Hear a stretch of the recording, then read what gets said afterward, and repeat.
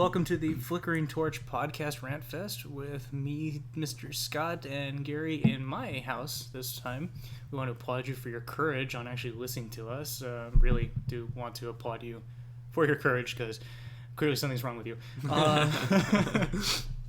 It's been probably no time for you guys in between listening to these damn things, but it's been a goddamn eternity for us, and we are stupid happy to be back. Very, very happy to be back. And so today, I forgot what we were going to talk about. Microtransactions. Goody, microtransactions. The bane of the mobile market and, well, of video games now. Or a brilliant marketing scheme. Yeah, that's true. I think it's borderlines between brilliant and evil. Oh, yeah. No, it definitely falls in kind of both categories, and it truly pries at people's weakest feelings and emotions, and definitely makes your wallet scream constantly, like the summer sale at Steam. Yeah. those are, I could say those are microtransactions in a sense, because in they're so small. Yeah. But it is a glorious sell. Well, $5 here, $1 there. All of a sudden my credit card bill's at $300, and I have got more games than I have physically time on this earth to play in. It's like indie heaven. Like, if you want your game out there and sold quickly, Steam sale. Oh, totally. You know, because like King's Quest and things like that I want to pick up. You know, Steam Summer Sale, boom, get it for like $2, or Life is Strange. You know. Oh yeah, or each episode for $1 or $2.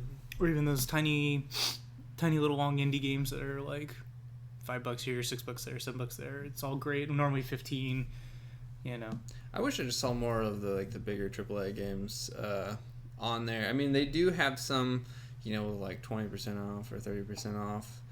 But the ones have to be on the market for a while before they hit that, you know. Yeah, I mean, occasionally they'll get a flash sale going, and it makes it, you know, stupid, crazy, slightly more affordable. Yeah, exactly. But yeah, nothing crazy like that. As we're tangenting, though. Well, that's what it's all about, I guess. Yes. Right? What do you consider as a definition of a microtransaction? I would say a microtransaction would be consisting of any price point in a game that is readily available within the touch of a finger, and probably less than like $15. Although, like, the current game I'm playing now, Record Keeper, Final Fantasy Record Keeper for the mobile, their idea of a microtransaction go all the way up to $90. Oh yeah. Which is outrageous. Mind you, I have felt guilty and victim and have a slight gambling addiction, and have spent some money on the game. By some money, I mean probably close to, like, since I'm a day one player and it's been a little over a year, probably close to like $130.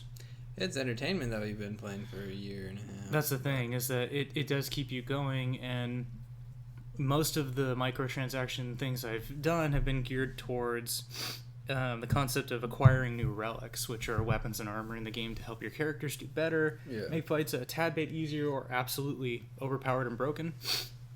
However, you have to kind of weigh the pros and cons on that. Like, you know, microtransactions, there's a big controversy with that right now in that game, because they lowered the drop rates on this very, very unique and special relic that everyone's been waiting months for. Yeah. And the drop rates, according to the Reddit feeds and the statistics that they pulled, have been really stupid low. For these specific ones, they're supposed to have a bonus, I'm using air quotes here, bonus drop rate.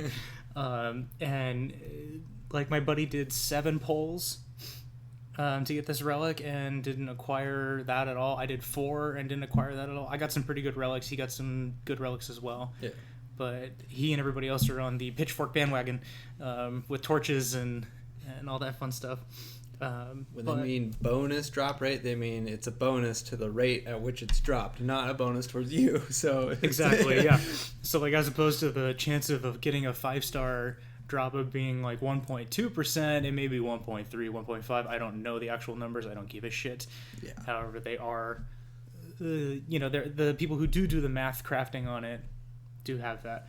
But with the microtransactions themselves, you know, I use them for relic pulls and occasionally for a stamina refresh, because it's a stamina-based game where you can only play for a certain time frame, which is great for work and things like that, because, you know, on a break or on lunch, I can burn through my stamina and be done with it for the next 3 or 4 hours or 5 hours. I feel like a lot of games, it's overused in a lot of games, especially the mobile market. just because it's a quick way to get a cash flow. But it's guaranteed. It's almost guaranteed business, guaranteed revenue stream, and especially when they do things like they have a limited resource that you can use to pull these relics from Mithril, because Mithril's the go-to in Final Fantasies.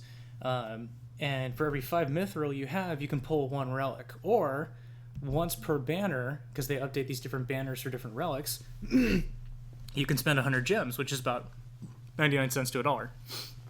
And so, that's not bad. Okay, you spend $8 on a microtransaction pack, and that lasts you about close to a month or 2 months. And so that's a pretty steady revenue stream. But those who really want that badass gear right away can drop the $30 per 11 pull 11 relics, which has some people argue a higher chance of getting a 5-star, but that's all cult logic and mathcraft and whatnot. Yeah. And they'll dump all this money into getting this one badass relic. Now, I've been lucky, and I have the little lady pull for me most of the time, and since she doesn't care or is angry half the time when I make her do it, I actually get the thing I'm looking for without realizing it. So there's some theory there with that. That's my sacrifice of her happiness. Yeah, the relic. It's a good way to put it. Oh, now you made me feel slightly bad. She's still pulling. But yeah, microtransactions. It's weird. There's so much that can be seen as bad because it is, in one form or another, continually ripping off the consumer. Yeah.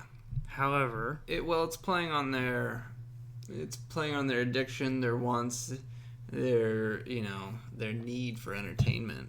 It's kind of essentially satisfying the immediate satisfactionness of our generation. Impulse. Yeah, impulse. Essentially an impulse buy at that point. Yeah.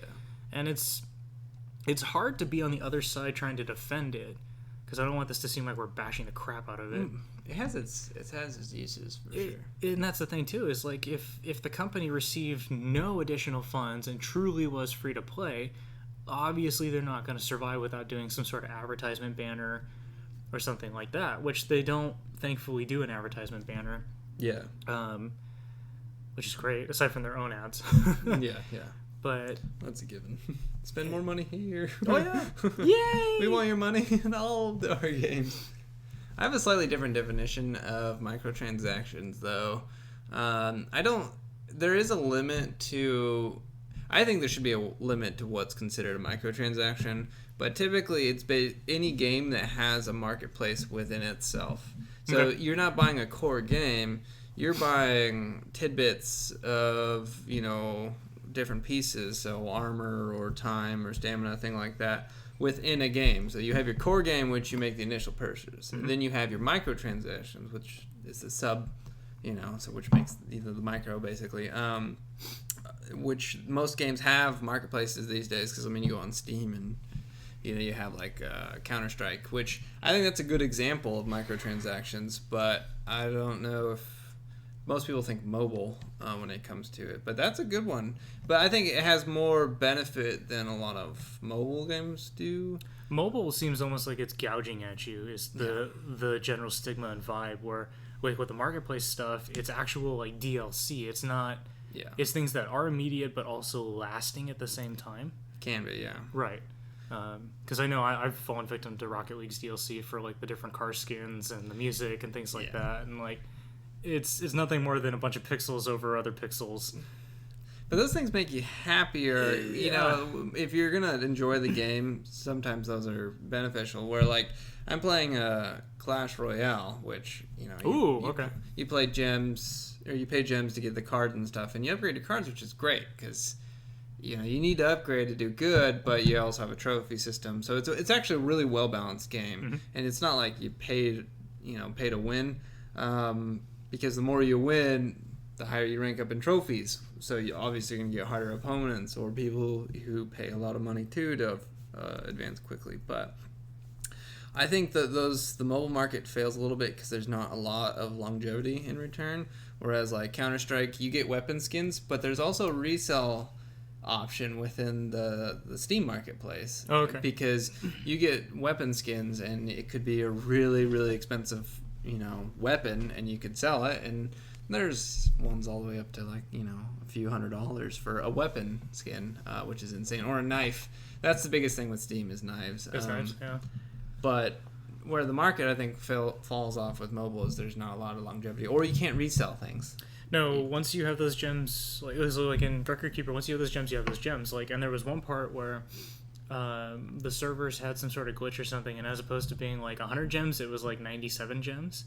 Ouch. But they didn't catch it in time, so I forever have an extra 3 gems that I can never use or spend or anything, so they're just kind of sitting there.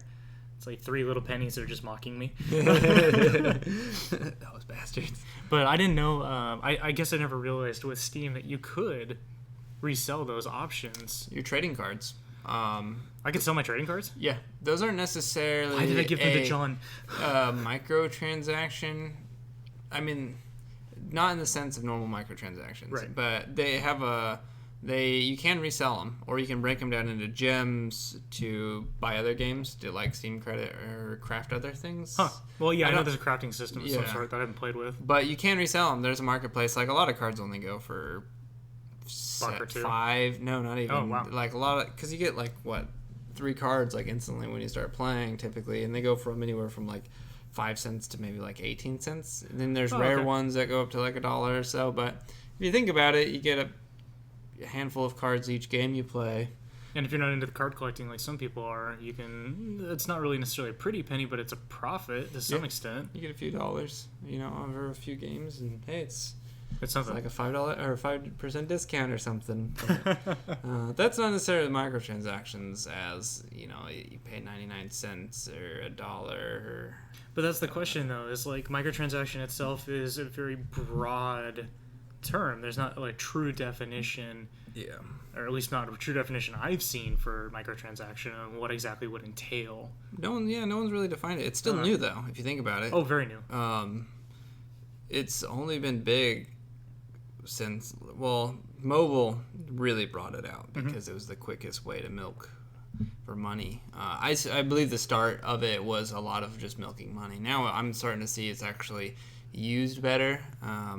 And not just a gimme your money, because I'm starting to see it's still out there. I mean, there's tons of small indie games, but like the companies who really refined, like yours, actually has some longevity to it. There's a lot of longevity to ours, or to mine, because I know that like a lot of people complain that like you got the guys who think long game, but this game's designed to go probably indefinitely or at least until they run out of Final Fantasy stories. Yeah.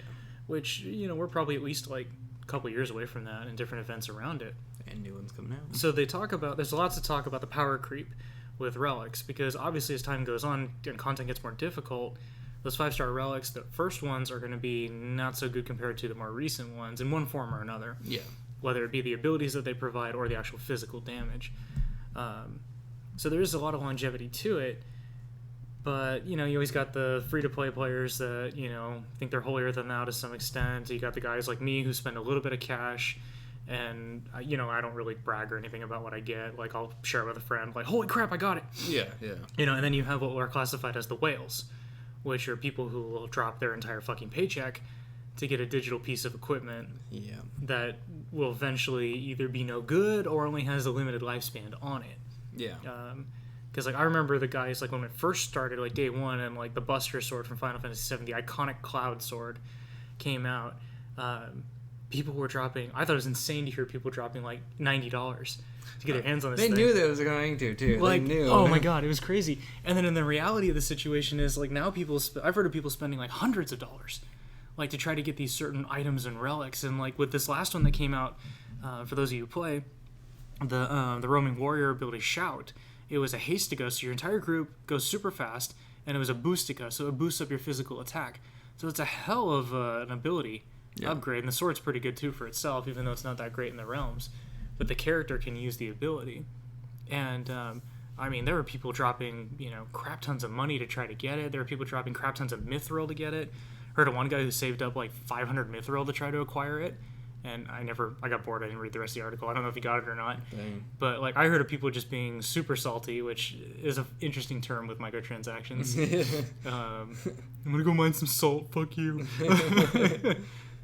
But it's funny. And when we say longevity, it doesn't mean you have to keep the item. It just has to keep you entertained long enough to continue to want to play. Right. So it's just longevity is an investment into the game, not necessarily the items you buy have to last. Mm-hmm. But I think that a lot of the big game companies are starting to adopt it more, but it must piss them off because you look at one tiny little stupid mobile game where you can get people who spend hundreds and hundreds of dollars. Thousands. And you get people complaining about $60 games. Full games, yeah. Full games that are, absurd amount of detail and graphics. Detail, work, manpower, effort, entire studios dedicated to that. People bitching and moaning over $60. 24-hour dev investments, Yeah. Deadlines. And here you go, you got little Candy Crush and Barbie Palace whooping them in market sales. Yeah, it's kind of... I mean, I imagine that their studios are probably just as intense. It can be, yeah. Depending on how popular the said game is. But yeah, it's interesting, like people's mindset, like that instant gratification of the microtransaction, like, oh, it's just $1 here, and you realize that over the past month you've done it like 18 times. Okay, so there's $18, 18's a lot. I mean, if you think about it, it can add up very quickly. Like it's an hour of work depending on your wage. Yep. I mean, it might sound like more. You like, oh yeah, it's only $20, but in the the grand scheme of things, I mean, that's a lot to be spending into just digital content. Oh yeah, because I mean, we're gonna go a little bit financial here briefly. I apologize in advance. If you look at it in the aspect of like from the day you're working until the day you retire or kick the bucket, depending on some people, you have what's the word? It's not infinite, but the opposite amount of money. Like you have a set amount of money you can actually make. Oh yeah, like cap basically. And not necessarily a cap, but like you have a set amount of money you have the potential to make. And with that set amount of money has to last you, quote, your lifetime in one form or another, such as retirement, food, utilities, a house, rent, mortgage, what have you, some sort of form of that or another. And obviously, we allot a certain amount of that to ourselves for entertainment, because if not, dear sweet God, we all would have killed ourselves a long time ago. Yeah. Not condoning suicide. However, you only have that set amount of money, and so it's astonishing to see like how people complain about certain parts of it, but at other parts they don't think a damn thing about. Like kind of like the dollar menu at certain fast food restaurants. Like, oh, it's just $1, like whatever. Well, if you get 5 things on the dollar menu, it's $5. You know, like then again nowadays an average lunch is close to like $8 to $10. So it's like if you want decent. if you want a decent lunch. 12 if you want a good one. Yeah. And it's like, fuck, I remember when like a good lunch was like $5. Yeah, see, we're in Northern California, so prices may vary. Yeah, prices may vary across the nation. we're not a commercial, but prices may vary. Check your local listings. Dear sweet God. Yeah, but it goes quickly. I haven't really invested. I have a hard time spending money on myself, so doing microtransactions is very difficult. I have done it with Hearthstone, just because, card packs, or why the hell not, $1 on my mobile bill. That's another thing. Your mobile bill. If you apply it to your mobile bill instead of out of your card, it doesn't hit you until that bill comes and you're like, holy sweet mother. You look at it and you're like, it went from $90 up to $300. Yeah, it's like, oh, wow, but when it's coming out of your card, it's taking right away. That's why, like, in the times I do use microtransactions, I prefer to go that route as opposed to the bill. Yeah. I swear to God, if anyone hacks me, I'll be really upset. I don't have money, I swear. My wife bought a $50 flying app because she's getting her pilot's license, but it gives you all the questions. If it was $50, I totally forgot it was going to be on there. And she also bought like a book or something. So there's $60. It goes from like $140 up to like $200. And I'm like, what in the freaking hell happened? Until you look at it and you're like, wow, how does a one app cost $50? Mm-hmm. But I mean, if you think about it, I guess other programs and stuff do too, but it's hard to think that a phone item is going to be that expensive and jump that high. Well, look at certain programs. Like if we were to look at the traditional Photoshop, like the hardcore, full-blown developer's version, that thing's a beast. When you think about it from an actual physical, like you can hold it in your hand standpoint, there's really nothing. There's really nothing for the price you're paying. Don't drop it. Yeah, literally. But at the same time, it's like when you look at the price point on it, it's just it's a substantial price. Adobe. I don't know the exact amount, but there's a lot of work and effort that goes into that, of course, which goes back to our original concept of, these core games at $60 people complain about, whereas the tiny little guy that maybe you spend $5 to get your foot in the door, and then you start adding $1 here, $2 here, things like that. I mean, think of all the stories we heard when Candy Crush first came out of people like complaining, or parents complaining when they see the mobile bill, and like, how did my child spend $500? Yeah. Out of nowhere. Phones. Yeah. I remember when texting, before you had like free text packages and stuff, and you used to text, and then your phone bill would jump up. Because it was like 5 cents for the first like 1,000 texts or something. Or no, first 1,000 texts were free, and then 5 or 10 cents after that. Yeah, exactly. And shit. You're a kid, you don't pay attention. No. Your parents are like, here's your phone, don't blah blah, and you just tuned out because you're like, cool, new phone, yeah, let's download games. And remember the old like, what's it? The polyphonic tone and all like the old games, like the black and white, like the original Game Boy on your cell phones. You get like Snake and crap like that, and it would be like $6 for that kind of game. Yeah. And, and you just blow through it as a kid, not caring the consequences. But to be young. Yeah, right. But back to the big games are really taking on microtransactions, and I'm kind of glad they are, because I'd rather pay for the things I want. I mean, I like having the core game, like the Division. Let's say I love having the core game, but I do like having the options to have my own customizable things, or maybe benefits here and there. Nothing that affects the core game, but just like added items, like a little welcome pack with a couple extra like med kits, like canned food and water, or like a weapon skin that has absolutely no superior tactic draw to it, but kind of looks cool, like, and that's in a nutshell. It is individual to each person, each player, on what you want to spend on and things like that. It is nice to see core games do that sort of thing. The only part that drives me nuts, which is a separate topic of DLC, is when you have like day one DLC. Yeah. And that's really hard to justify, in my opinion. Like, how do you, because it's like, oh, the game just got released, but there's this DLC for an additional $10 on the first day, that if you pre-ordered at GameStop, you would have gotten it for free or some shit like that, which, don't get me started on pre-orders. Yeah. But like, that kind of, would we classify that as a microtransaction, or is that truly DLC? It borderlines. Exactly. So DLC can be microtransaction in a sense. Like I said, it's basically it's part of a marketplace of the original game. It's a sub item. It's it's an add-on. But the price, but the price is what I don't consider, because to me a microtransaction has a cap where it's not so micro anymore. Because the micro has two meanings. You're purchasing some items of a game. Micro items are small little purchases towards that game. And micro price. There's an and there, because it has to be small in price. Because $100 into that is not a microtransaction. No. That is a large transaction no matter how you look at it. I could get a lot done with $100. There's a lot of things that could happen with $100. Look at the summer sale, for example, like we were talking about. Yeah. You can easily get like probably close to 7 games, even more good sized ones.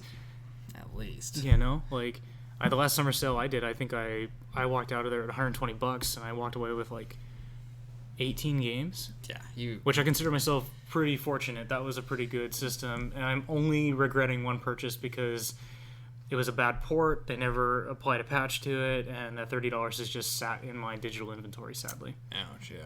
So, but the DLC, it does have a point where I think it's not a microtransaction, and they're just ripping you off. Like, I hate to say it, because I actually think EA has done better than they've done in the past, although their DLC prices are ridiculous. Like, you have Star Wars Battlefront, where you have $60 for the game, and then you have $50 for the damn DLC. Oh, yeah, the season pass. Which, if you guys are planning to do so much content, you better make sure the original is really damn good, which I had a lot of fun with, Battlefront. Although it's kind of died off a little bit, and the content, to me, is kind of slow, but the DLC, that's not a microtransaction. Although it is a sub-item, a season pass is kind of a grouping of the microtransactions, but even a season pass anymore, they've almost like they've taken the concept of season pass where you think it's going to be like indefinite, because that's the mindset they put you in. Like, oh, you get free shit forever, just do this one-time fee. Yeah. Until they bank you out. But now there's actually a time limit on the season pass, and it's almost terrifying. It's like, wait, what happened here? Like,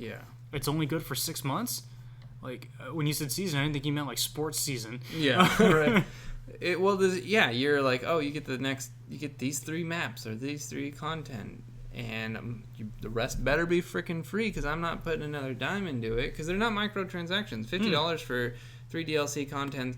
Yeah, if it's broken up into 3 different prices, it might seem like a deal, but it's still not. I don't think DLC should be that expensive. I should think it'd be more of a microtransaction, like $5 here, $10 here at the most. Yeah, and the core game should be more focused on. But so I think it's being adopted wrong.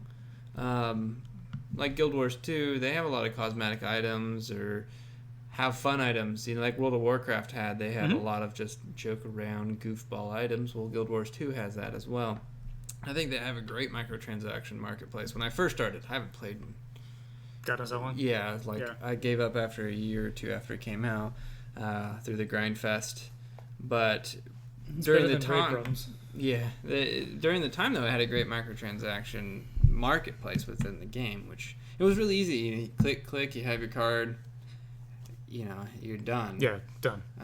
And so I'm glad like some games adopt it, but like I think DLC can be considered microtransaction, but it's so outrageously priced, it's not. It's kind of a weird time, and that's where I like to know people's opinions on that. So if you're listening, which if you got to this point, obviously, but let us know. Yeah, let us know what you think of that. What do you consider what do you consider microtransactions, and do you think DLCs fit? Yeah, and that's a fair statement too. On the lines of that is like, is it truly? Because microtransaction is almost an individual to everybody mindset. Because like depending on your income mindset or just general give a fuck meter, a microtransaction could be something as high as, let's say, $25. The microtransaction is no big deal. I didn't pay the full cost of the game. Who cares? Whereas some people, microtransaction is literally that dollar.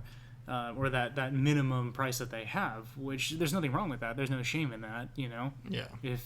And that's the thing is it's that investment, that entertainment value, that kind of pleasure from that whole concept. Yeah.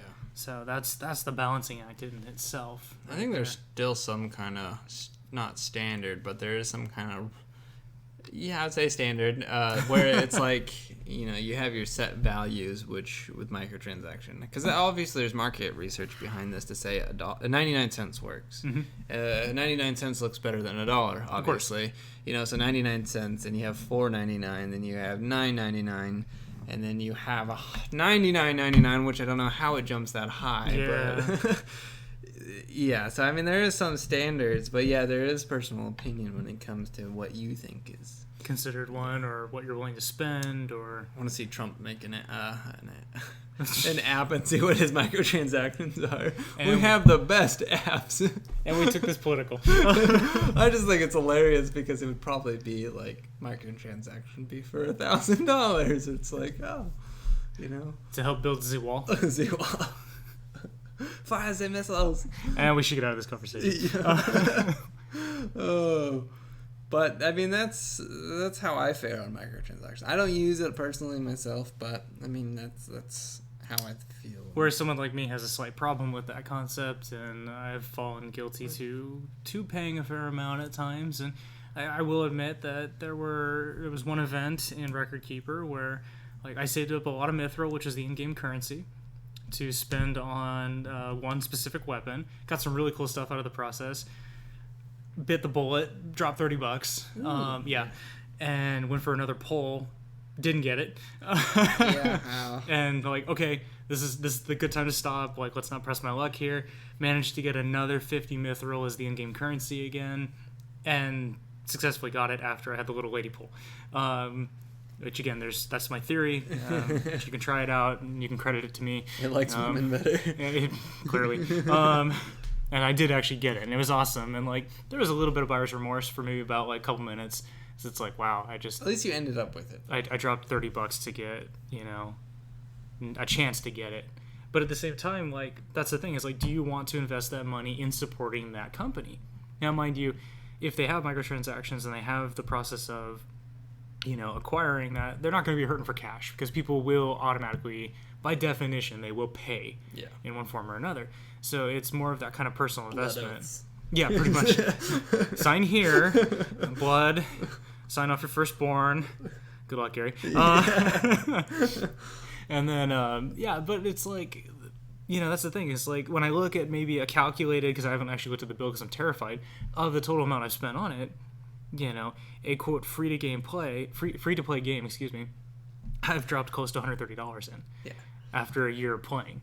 Like, what other game have you done that, if you think about it? I can't think of any other game I've done that in. Yeah, see, I don't even know big games I buy that I do that. I'm so stingy. I buy it once and I don't want to invest it. Yeah, well, I mean, because that's how games used to be. It used to be you bought the game and everything was on the goddamn game. Whole game. And you just unlocked it, which... That's a whole different conversation we're going to have at another time, the concept of unlocking and what the hell happened and where is our world going to. Pre-orders. Oh, God, pre-orders. Yeah, that's going to be a rant fest. But it's funny how you don't so much... you have some buyer's remorse, but you only somewhat regret the $30 investment. But the $30 indie game on Steam... It's hard to justify. It's the weirdest thing. I mean, like for example, let's look at Stardew Valley in that aspect. Beautiful game, absolutely wonderful. Wish I could play more of it. Just don't have the time right now.